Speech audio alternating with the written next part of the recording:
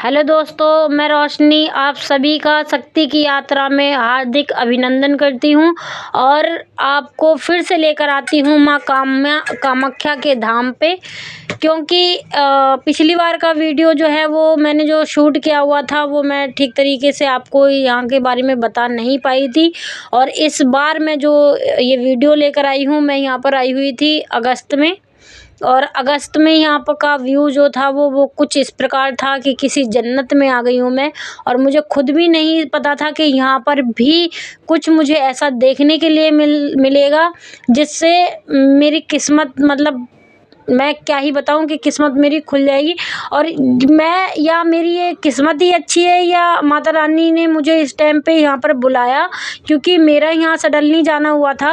और वैसे तो यहाँ पर आप कभी भी जैसे अगर टिकट भी करते हैं तो 2 महीने 3 महीने पहले टिकट होती नहीं है कंफर्म, बट लेकिन मेरी टिकट जो है वो 4 दिन के अंदर ही कंफर्म हो गई थी। तो हो सकता है कि क्या पता मुझे माता रानी ने ही यहाँ पर बुलाया हो और उनका ही आदेश आया हो, जो मेरे दिमाग में एकदम से ये बात आई और मैं यहाँ पर आ गई।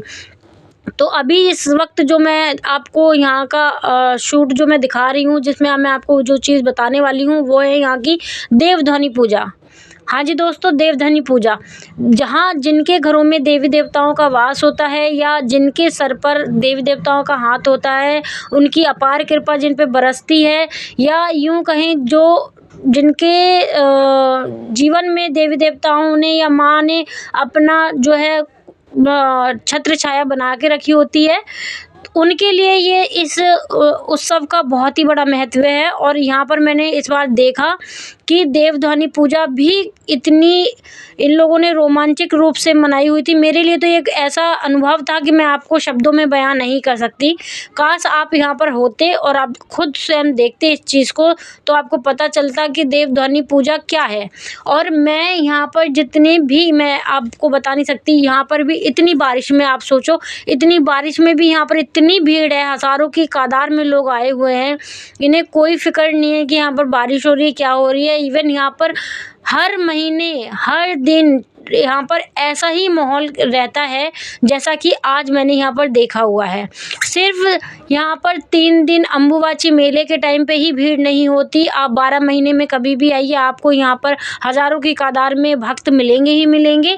और इसके अलावा नवरात्रियों में यहाँ पर बहुत अलग माहौल मिलता है। और उसके अलावा भी त्योहारों पे भी यहाँ पर अलग माहौल मिलता है, जिसमें से कि एक मुझे ये जो चीज़ देखने के लिए मिली है देवधनी पूजा, ये तो मैं देखकर ही, मतलब मेरे पांचों की पांचों इंद्रियां जो है ना बिल्कुल एकदम से, जैसे कहते हैं ना, जागरूक एंड खुल गई हैं। जैसे कि भाई लोग कहते हैं भगवती का मतलब ही क्या है? भगवती का मतलब, भवानी का मतलब ही है कि एक ऐसे सिंहासन पे बैठकर राज करना, आदेश देना, सृष्टि के कर्ता धर्ताओं को, इस सृष्टि को चलाने के लिए आदेश देना और उन पे अमल करना, वही एक भगवती का काम है। और माँ कामाख्या उस भगवती की श्रेणी में आती हैं जो कि अपने भक्तों के लिए 24 घंटे मतलब जागरूक है। और ये इसीलिए जागरूक धाम माना गया है।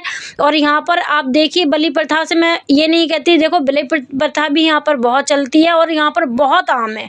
और यहाँ पर भी यही चीज़ देखने के लिए मुझे मिली है। बट लेकिन मैं इस चीज़ को बिल्कुल भी ये कहती हूँ कि सबका अपना अपना एक रोल है जो आप यहाँ पर अदा कर रहे हैं। लेकिन यहाँ पर जो आप देखेंगे वो बहुत ही है। मैं आपसे यही कहती हूँ कि मेरी भी मनोकामना यहाँ पर पूरी हुई है और मैं दुआ करती हूँ आपकी भी हो। आप एक बार गुवाहाटी जाइए, यहाँ पर दर्शन कीजिए, माता रानी आपकी सारी मनोकामना पूरी करेंगी, ये मेरा विश्वास है। तो जय कामाख्या। मिलती हूँ मैं आपसे नए